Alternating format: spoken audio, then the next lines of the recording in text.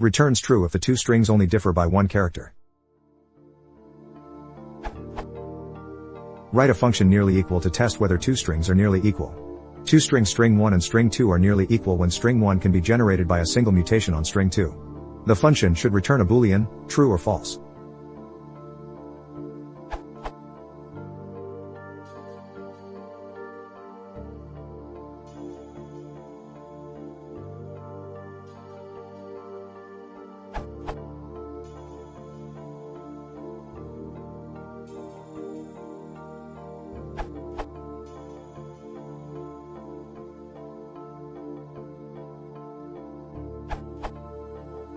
Interesting question. A natural approach would be to use a full-fledged Levenshtein distance, aka edit distance, and ensure it equals 1. However, for the special case of 1, you can do better. If the two strings are the same length, you clearly need to check that they differ in just one spot.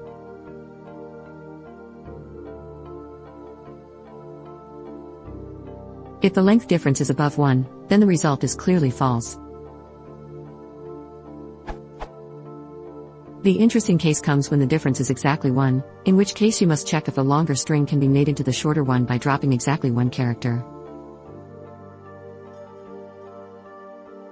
Here I'm swapping the strings, if needed, to ensure string 1 is longer by exactly one character.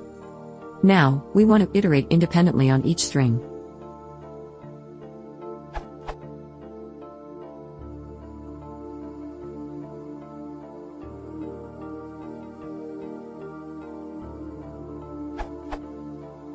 I'll leave it up to you how to put together these snippets to make the overall function work as intended, so you can show at least some understanding of Python, as you're being asked to display.